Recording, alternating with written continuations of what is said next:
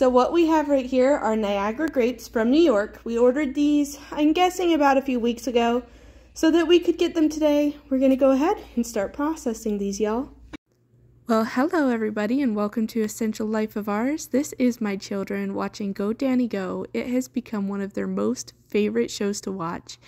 And it's kind of mine too, because it's actually fun to watch. But anyways, let's make sure to go ahead and get back in that kitchen so that we can continue preparing food for the rest of the year. While the children are happy watching their show, I'm going to add 4 quarts of water into this.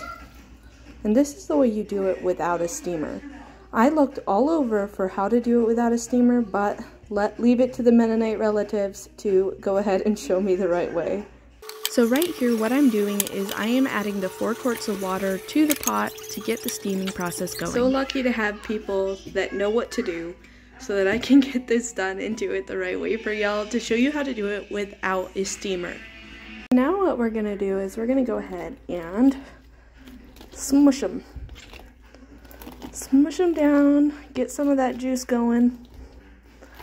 That way, when we are ready to go ahead and start the water boiling, then we can have this all mushed down, get as much juice out of there as we possibly can. And I'm going to go ahead and mix this so that we can make that possible.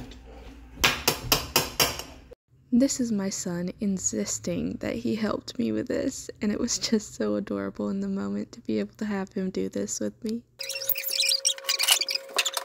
We're going to let this go on high until we notice that it starts boiling. And it is not the prettiest sight, but it will look a lot better once it is finished. So once we notice it's boiling, we're going to turn it off, or then we can turn it down so that it can simmer for a little while. And once it's been simmering for about, I think, 5 to 8 minutes, we're going to turn it off, set it aside, and let it steam inside itself. So do not take this off because you want the steam to be the main thing that makes the grapes turn into juice.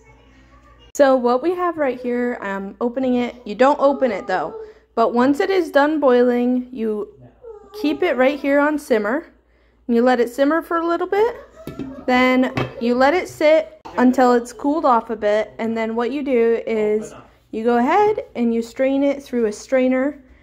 Make sure it's a pretty thin mesh strainer. That way it gets every little piece, so then you don't have to deal with it later.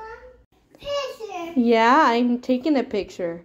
Raylan told me that Hunter was eating, so we have to see Hunter eat because this is a win-win. Good job! Yeah! Good job, Hunter. Big sister with some encouragement. I'm going to go ahead and let this sit on simmer for you guys, and then we're going to go ahead and start the process. Husband so nicely got my lids ready for me. I got the jars, and then here is what we're doing. So this is what you see, it is a fry basket. We're using this to do our first strain of all of the grape juice. And there it is in there, that delicious white grape juice. And then right here is what it looks like after it's all cooked down. Here's another one we're going to pass through that same strainer, get all that juice out. Then we're going to put whatever's left into sort of like a cheesecloth and let it sit over the pot to get every little ounce of that goodness out of there.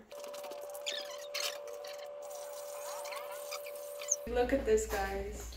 Hey, let me turn this one. That's all the seeds. That's a crazy lot of seeds in there. Upside down.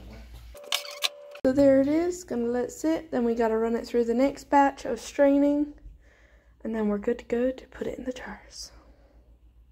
So now we're gonna take this little itty bitty strainer, put it right here, and my husband, he's gonna have to figure it out.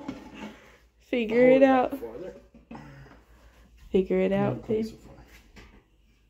That good?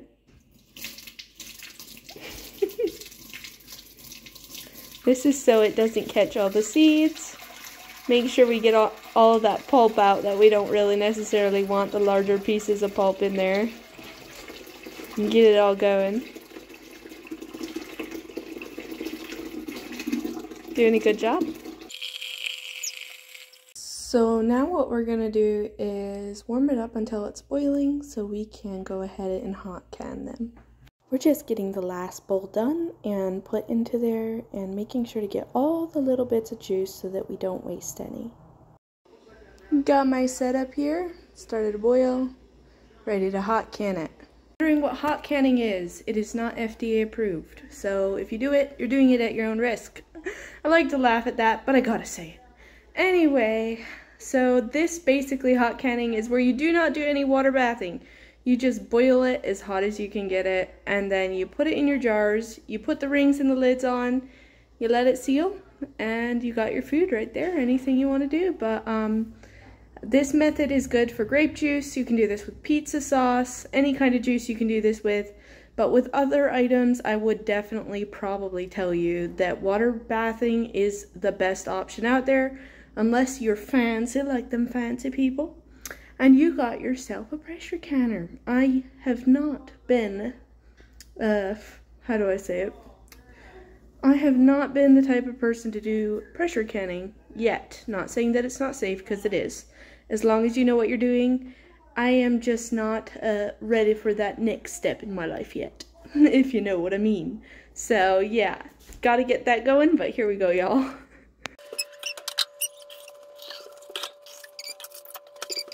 He's got better ideas, so we're gonna go with his idea because he's got muscles. Just don't waste any. That wasn't cooked all the way. Yeah, it needed to be extra cooked. I love the look of the Niagara because, guys, it is like the most beautiful peach color.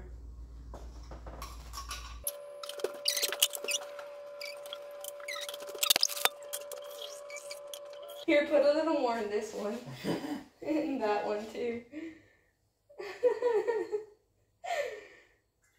You go a little bit overboard right there, Mr. Hoover. I thought it was going to go in there. It's still got a cup full in here.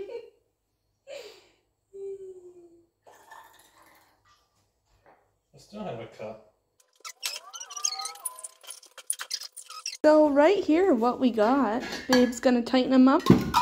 Oh, that's not tightening them up. I didn't know. Well, you just set them on there. You need to put all the good pads on there. Yeah, I didn't tighten them. I just set them on there. See, now I told you.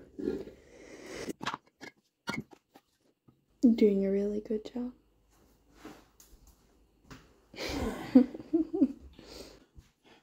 So, we thought we were going to need 12 jars because what we had was a half a bushel of grapes. So half a bushel gave us 10 jars right here, y'all. 1, 2, 3, 4, 5, 6, 7, 8, 9, 10. Look at them in the beautiful glory that they are. That was how to do grapes without a juice steamer.